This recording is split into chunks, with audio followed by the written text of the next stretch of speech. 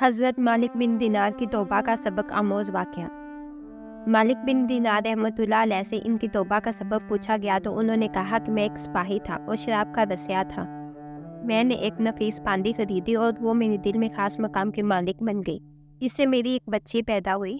میں اس بچی کو آج سے زیادہ پیار کرتا تھا۔ جب وہ زمین پر گھسیٹ کر چلنے لگی تو میرے دل میں اس کی محبت بہت زیادہ بڑھ گئی۔ وہ مجھ سے مانوس ہو گئی اور میں اس کے سامنے جب بھی شراب لا کر رکھتا تو وہ آ کر کھینچا تانی کر کے میرے کپڑوں پر شراب بہا دیتی۔ جب اس بچے کی عمر 2 سال ہو گئی تو وہ مر گئی۔ میرے دل کو اس کے غم نے بیمار کر دیا۔ پھر فرمانے لگے 15 رمضان کو جمعہ کی رات میں شراب کے نشے میں مدہوش تھا۔ میں نے عشاء کی نماز بھی نہیں پڑھی تھی۔ میں نے خواب میں دیکھا کہ سورج پھونکا گیا اور قیامت قائم ہو گئی۔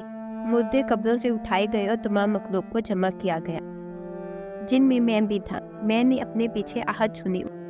پیچھے مڑ کر دیکھا تو ایک بہت بڑا کالے رنگ کا اژدہا ہے، نیلی آنکھیں منہ کھولے میری طرف دوڑا آ رہا ہے۔ خوف و دہشت کے مارے میں بھاگا۔ راستے میں ایک سرخ لباس والے شخص کے پاس سے گزر ہوا۔ میں نے سلام کہا۔ اس نے جواب دیا۔ میں نے کہا بابا مجھے اس اژدہے سے پناہ دو۔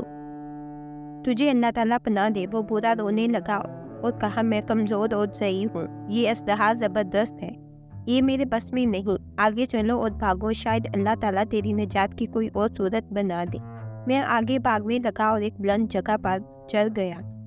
ادھر میں نے جہنم کے طبقات کو جان کر دیکھا، ان کی ہولناکیاں دیکھی۔ قریب تھا کہ اژدہے کے خوف سے میں ان میں گر جاتا۔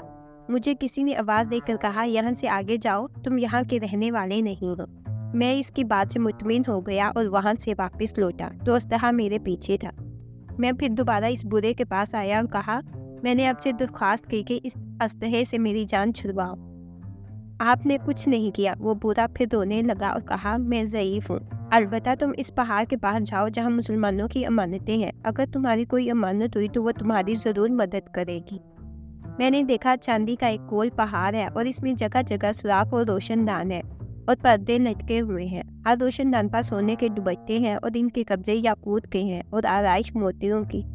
ہر پٹے پر ایک ریشمی پردہ ہے۔ جب میں نے پہاڑ کی طرف نظر دوڑائی تو فوراً اس کی طرف بھاگا اور اژدہا میرے پیچھے تھا۔ جب میں پہاڑ کے قریب پہنچا تو ایک فرشتے نے آواز دی پردے ہٹاؤ، دروازہ کھول دو اور سیدھے کھڑے ہو جاؤ۔ شاید اس حاجت مند کی یا کوئی امانت ہو جو اسے اس کے دشمن سے نجات دلائے۔ میں نے دیکھا پردے ہٹ گئے اور دروازے کھل گئے اور ان روشن دانوں سے بہت سارے بچے میری طرف جھانکنے لگے۔ ان کے چہرے چاند کی مانند تھے۔ اسی دوران اژدہا بھی میرے نزدیک پہنچ چکا تھا۔ میں اس وقت حیران رہ گیا جب ان میں سے ایک بچے نے چلا کر کہا ابے سب آؤ، اس کا دشمن اس کے قریب آ گیا۔ چنانچہ وہ جوک در جوک کھڑے ہو کر جھانکنے لگے۔ اچانک میری وہ بچی جو مر چکی تھی وہ بھی ان کے ساتھ جھانک رہی تھی۔ جب اس نے مجھے دیکھا تو وہ رونے لگی اور کہا ہائے یہ تو میرا باپ ہے۔ پھر اس نے نور کی جھلمٹ میں تیر کی تیزی کے ساتھ چھلانگ لگائی اور میرے سامنے آ کر کھڑی ہو گئی۔ اس نے اپنا بایاں ہاتھ میری طرف بڑھا کر میرا دایاں ہاتھ پکڑ لیا اور اپنے دائیں ہاتھ کو اژدہے کی طرف بڑھا دیا تو وہ بھاگ گیا۔ پھر اس نے مجھے بٹھایا اور میری گود میں بیٹھ گئی اور اپنے دائیں ہاتھ سے میری داڑھی پکڑ کر کہا اے ابا جان، کیا مومنوں کے لیے وہ وقت نہیں آیا کہ ان کے دل اللہ کے ذکر کے لیے جھک جائیں؟ میں رونے لگا اور کہا اے بیٹی، تم لوگ بھی قرآن کو جانتے ہو؟ اس نے کہا ہم تو تم سے بھی زیادہ قرآن کو جانتے ہیں۔ میں نے کہا اژدہے کے بارے میں تو کچھ بتاؤ جو مجھے ہلاک کرنے کے در پہ تھا۔ اس نے کہا وہ تیرا برا عمل ہے جس کو تو نے طاقتور بنایا اور وہ تجھے جہنم کی آگ میں ڈبونا چاہتا ہے۔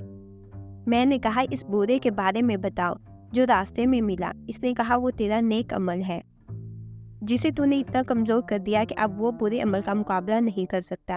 میں نے کہا اے بیٹی تم اس پہاڑی میں کیا کرتی ہو؟ اس نے کہا ہم سب مسلمانوں کے بچے ہیں، ہم یہاں قیامت تک رہیں گے، تمہارے انتظار میں ہیں، جب تم آؤ گے تو ہم تمہاری سفارش کریں گے۔ مالک بن دینار رحمۃ اللہ علیہ فرماتے ہیں میں گھبرا کر اٹھا اور اٹھ کر شراب چھوڑ دی اور اس کے جتنے بھی برتن تھے سارے توڑ ڈالے اور اللہ تعالیٰ سے توبہ کی اور پھر فرمایا یہ خواب میری توبہ کا سبب بنا۔ معلوم ہوا کہ اولاد اگر بچپن میں فوت ہو جائے تو مایوس نہیں ہونا چاہیے بلکہ اللہ کی مرضی پر راضی رہنا چاہیے، کیونکہ یہی نابالغ اولاد آخرت میں کام آنے والی ہے، جیسا کہ اس واقعے سے سبق ملتا ہے۔ اللہ تعالیٰ ہم سب کو عمل کرنے کی توفیق عطا فرمائے، آمین۔